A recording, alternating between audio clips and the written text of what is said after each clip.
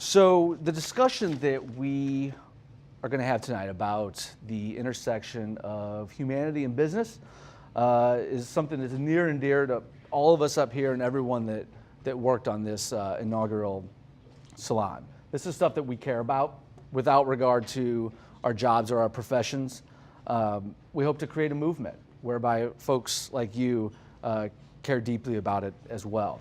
So I want to start out with a show of hands. I have two questions for you. The first is show of hands for the leaders here in the room.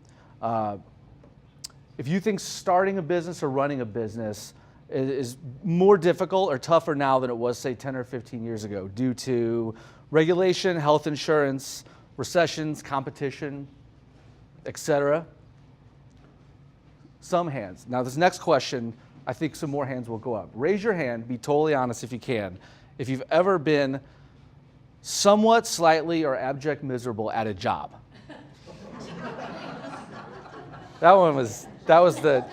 I did that one second. That was like the meatball. Hold on. Back here, you put both hands up. That was good. That was like a little dance or something. No. I hope so. All of those hands up, to be totally honest, that is the metric that I am extremely worried about. That's the number. That's the thing that I'm most worried about.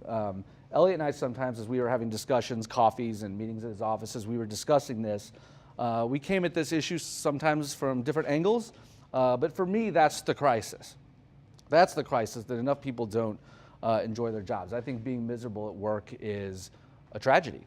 I think that it is nothing less than a human horror that we go to work and we don't enjoy ourselves, we feel little joy or fulfillment, and then we get in the car or on the train and we go home, and then it's time to be on again and be good parents, good spouses, and it's very difficult to do. And you can take it from me. I've had a few of these jobs. You're not setting the table very well to be a good parent when your job is that difficult. So studies show that as many as 70% of us are unhappy at their job. Maybe 15% are feeling happy and fulfilled. And I think that's a huge problem. So we're here to see if it's possible to make humans the center of all of our business decisions. And Elliot's talked about the idea of having them be the center for all design decisions. I'm interested to know if most operational decisions can actually put humans at the center. And then he asked an even bigger question I know we're going to get into tonight. Is the very idea of business in jeopardy?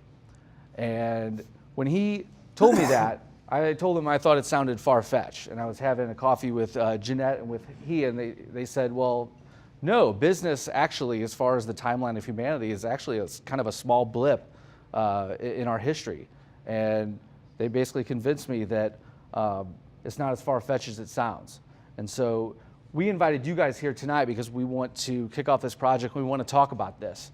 You guys are out on the front lines and you see so much, and you guys are all leaders. So as this project progresses, we're going to want your input.